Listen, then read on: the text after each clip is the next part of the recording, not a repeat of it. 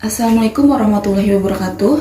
Perkenalkan, saya Eva Meilidi Putri Wahyudi dengan NIM 21109123-232. Di sini saya akan menjelaskan tentang materi ekonomi kesehatan terkait wants and needs. Jadi, definisi dari wants menurut Philip Kotler adalah kebutuhan yang dibentuk oleh budaya dan kepribadian individu. Misalnya, ketika orang Indonesia dan Amerika sama-sama merasa lapar, maka orang Indonesia ingin memakan gado-gado, sedangkan orang Amerika ingin memakan salad. Kemudian adalah pengertian needs menurut Philip Kotler adalah keinginan manusia atas barang dan jasa yang perlu dipenuhi untuk mempertahankan kelangsungan hidup. Needs menggambarkan kebutuhan dasar manusia seperti pangan, sandang, papan, pendidikan, kesehatan, rekreasi, dan lainnya. Needs menjadi wants jika kebutuhan telah menjurus pada satu keinginan tertentu yang dapat memberikan kepuasan. Kebutuhan dibagi menjadi dua, yaitu perceived needs and expressed needs. Selanjutnya adalah pengukuran wants and needs.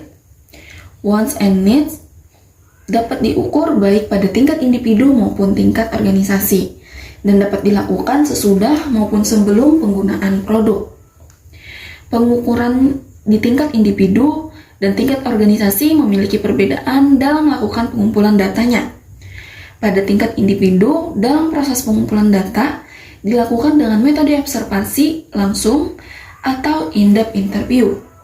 Sedangkan untuk tingkat organisasi, metode pengumpulan datanya dilakukan dengan metode survei pasar dan juga wawancara.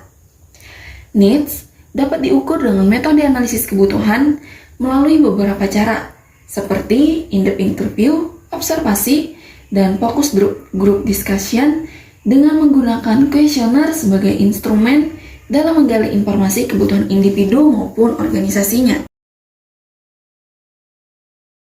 Lalu ada beberapa faktor yang dapat mempengaruhi kebutuhan wants and needs. Yang pertama adalah kondisi alamnya. Kondisi alam yang berbeda membuat manusia membutuhkan berbagai barang yang sesuai dengan keadaan alam tempat tinggalnya. Contohnya, masyarakat yang tinggal di daerah pegunungan cenderung banyak mengkonsumsi sayuran untuk makanan sehari-hari. Berbeda nih dengan masyarakat di daerah pantai yang lebih sering mengkonsumsi ikan dan hasil laut untuk memenuhi kebutuhan makanannya sehari-hari. Yang kedua adalah faktor adat istiadat. Adat atau tradisi yang berlaku di masyarakat sangat mempengaruhi kebutuhan masyarakatnya. Sebuah adat dan tradisi akan menuntut masyarakatnya untuk memenuhi kebutuhan terkait penghargaan dan kepatuhan dalam menjalankan adat istiadat tertentu.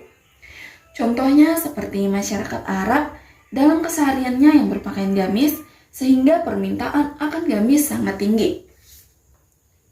Yang ketiga adalah faktor agama dan kepercayaan. Ajaran agama yang berbeda dapat mengakibatkan kebutuhan yang berbeda pula. Misalnya seperti penganut agama Islam dilarang mengkonsumsi babi, sehingga membutuhkan alternatif bahan pangan lain sebagai sumber protein hewaninya, seperti ayam, sapi, ataupun kambing. Kemudian ada tingkat peradaban dan teknologi. Faktor ini semakin tinggi peradaban masyarakat yang didukung pula dengan kecanggihan teknologi, sehingga maka semakin banyak pula kebutuhan dan semakin tinggi pula kualitas barang yang dibutuhkan. Permintaan akan telepon seluler kini semakin bertambah, terutama pada smartphone yang memiliki fitur yang semakin canggih pula. Faktor yang kelima adalah pendidikan. Tingkat pendidikan seseorang sangat berpengaruh terhadap keragaman kebutuhan. Yang keenam, pendapatan. Besar kecilnya pendapatan seseorang akan berpengaruh terhadap keragaman kebutuhannya. Semakin tinggi penghasilan, maka kebutuhan akan semakin meningkat. Yang terakhir adalah faktor usia. Usia seseorang sangat mempengaruhi kebutuhannya, seperti kebutuhan bayi, balita, anak-anak, remaja, dewasa, hingga lansia tentunya sangat berbeda. Bahkan untuk kebutuhan makan pun berbeda dalam hal jenis, jumlah, dan juga polanya. Nah, itu tadi sedikit pembahasan terkait dengan wants and need. Apabila ada kesalahan kata, mohon maaf. Mohon dimaafkan. Atas perhatiannya, terima kasih.